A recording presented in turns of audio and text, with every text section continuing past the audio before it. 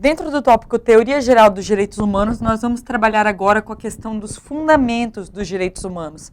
Então, quais são os fundamentos? Onde se encontra a essência dos direitos humanos? Eu gosto de trabalhar com fundamentos porque esses fundamentos são vistos como princípios, mas eles são muito mais do que princípios. Eles são instrumentos que baseiam todo o sistema, são verdadeiros fundamentos, pessoal. O primeiro fundamento é o da dignidade da pessoa humana. A dignidade da pessoa humana tanto é fundamento que aparece como fundamento no artigo 1º da Constituição, não é? E eu coloco aqui que a dignidade da pessoa humana é o valor base de interpretação do sistema jurídico. Esse valor base de interpretação do sistema jurídico, tanto internacional quanto nacionalmente. Então, tanto no âmbito internacional da Organização das Nações Unidas, da Organização dos Estados Americanos, quanto no âmbito nacional, no Brasil e em todos os países que se submetem às normas de direitos humanos, a dignidade é considerada um valor base que ordena todo o sistema jurídico. Então, a dignidade, ela não é apenas o norte de interpretação das normas de direitos humanos como um todo. Ela é a principal justificativa para a criação de um sistema internacional de proteção. O que eu quero dizer com isso? Que a dignidade da pessoa humana, ela é muito mais do que um valor que serve para interpretar normas. Ela, na verdade, é um verdadeiro fundamento, ela edificou todo o sistema de proteção de direitos humanos no âmbito internacional. Se não houvesse a dignidade da pessoa humana, eu perderia a finalidade, o objeto de salvaguarda principal dos direitos humanos. É para proteger a dignidade que os direitos humanos foram criados. Então, primeiro surgiu dignidade, depois se falou em direitos humanos. A dignidade, ela é a finalidade do sistema de proteção. É difícil estabelecer uma definição exata do que é a dignidade da pessoa humana, mas eu trouxe aqui um conceito que, na minha opinião, parece bastante razoável. Dignidade é o principal valor do ordenamento ético e, por consequência, jurídico. Esse pedaço do meu conceito eu gostaria de frisar, pessoal. Então, dignidade é um principal valor. É um valor jurídico? É, mas é muito mais do que um valor jurídico. É um verdadeiro valor ético, que remonta ao respeito ao próximo, ao reconhecimento do outro como pessoa humana. Remonta a nunca, a jamais coisificar o ser humano. É esse valor do ordenamento ético e, por consequência, jurídico, que pretende colocar a pessoa humana como um sujeito pleno de direitos e obrigações. Então, a dignidade humana centraliza toda a concentração do sistema jurídico no sentido de proteção na pessoa humana. E quando faz isso, o que ela coloca? Coloca a pessoa humana como um sujeito de direitos e obrigações na ordem internacional e nacional. Sem a dignidade da pessoa humana, eu não posso transformar o homem como um sujeito de direito internacional.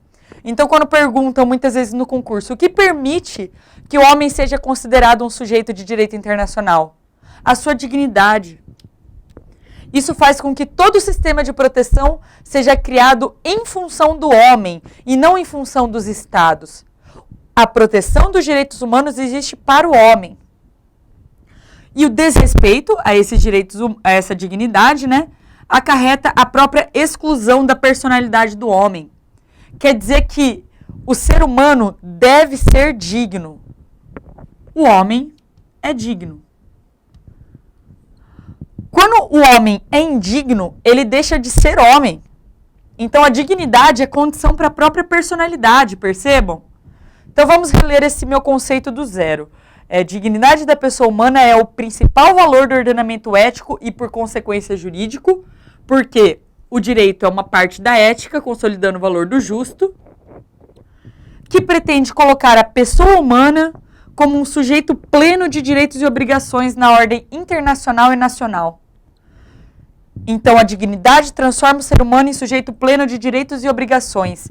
E o desrespeito à dignidade acarreta a própria exclusão da personalidade humana. Prosseguindo no estudo desse fundamento da dignidade, justamente por sua origem e relevância, a dignidade é o fundamento central da nova hermenêutica constitucional. Ela lança base para uma nova teoria de direitos fundamentais. Quando o Constituinte colocou a dignidade da pessoa humana como um fundamento da nossa Constituição Federal, ele já deveria ter em vista que em algum momento a Constituição deixaria de ser apenas uma declaração de princípios. Ou pelo menos foi isso que de fato aconteceu. Então, a partir da dignidade da pessoa humana, se consolida toda uma teoria de nova hermenêutica constitucional. Um novo modo de se ver o direito, um novo modo de se interpretar o direito. Então, a interpretação do direito, hoje, se dá única e exclusivamente a partir da dignidade da pessoa humana, porque é dela que partem todos os princípios humanos fundamentais, e por isso mesmo é a partir dela que surgem todas as regras jurídicas. Comparato, ele faz uma associação interessante, gente. O Fábio Conder Comparato é um dos principais autores de direitos humanos, e ele faz uma associação de fundamentos. Ele traz fundamentos que se relacionam à dignidade da pessoa humana. Um dos fundamentos é a autoconsciência. Então ele coloca que, diversamente dos outros animais, o homem ele não tem apenas memória de fatos exteriores, ele tem mais do que instintos, ele tem consciência da sua própria subjetividade, ele tem consciência da sua existência no tempo e no espaço, e, sobretudo, consciência de que ele vai viver e morrer. Então, a autoconsciência, ela é um fundamento que se associa à dignidade humana, porque o homem, diferente de todos os animais, é racional e consciente e tem o sentimento, a emoção, muito mais do que um instinto. E, além de tudo, tem a sua consciência de que ele é mortal. O segundo fundamento associado é a sociabilidade, porque o indivíduo humano, ele se desenvolve como pessoa, não é? Mas ele somente se desenvolve como pessoa se ele tiver contato com cultura e autoaperfeiçoamento. E isso só é possível quando ele vive em sociedade. Então, o homem que vive em sociedade, ele cria uma noção maior do que é ser digno, porque ele enxerga no outro um ser humano tanto quanto ele, e ele quer o mesmo respeito que o outro tem. E é preciso não esquecer que qualidades eminentes do próprio ser humano, razão, capacidade de criação, questões sobre amor, enfim, os sentimentos que movem o homem nessa sua vivência em sociedade se associam enquanto um fundamento para a dignidade humana. E a historicidade também aparece como fundamento porque a natureza humana é histórica, ela está em constante transformação, nós vivemos em constante evolução, nós partimos do passado e planejamos o futuro. Pessoal da minha geração, anos 80 aí, a gente viu desde aquele celularzão mais ou menos desse tamanho, né? Que ninguém tinha e custava muito, muito caro, até hoje pequenos computadores de mão. Nem tão pequenos assim, né? Porque primeiro eles diminuíram, depois eles cresceram. Mas enfim, percebam que olhando para as próprias tecnologias, nós vemos que os homens evoluem.